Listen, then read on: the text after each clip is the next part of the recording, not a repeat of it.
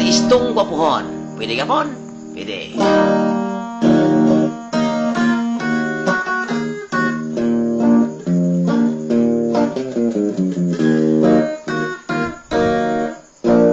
Si istong nga gwapuhon, wala gani ka eskwela. Wala siya'y trabaho, wala sa siya'y asawa.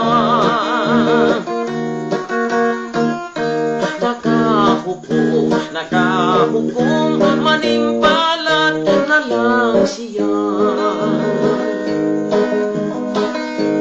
Milarga sa Manila siya milarga, gamay putos ang iyang dala. Sa Manila, isquatir ang Pinoy anak niya.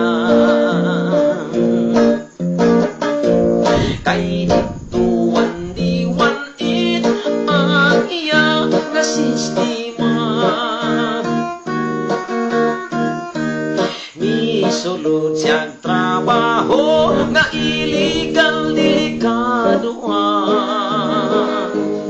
Nahimo siyang drug poser, sa siya buong mariwana.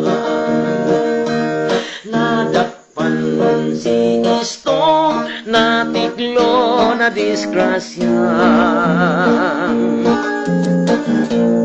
Idala sa munting lupa, 20 anyos ang sintensya. Sa bilangguan, sa sunod sa ilang silda, mga adlaw gipalabay, lawas gipatik-patikan, giruwing-ruwingan pa.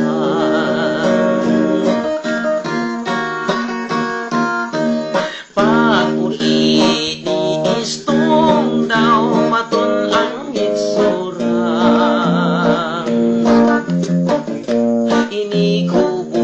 Sa sinina, lawas daw karatula. May tato kada kumitin sa bugarok sa paa.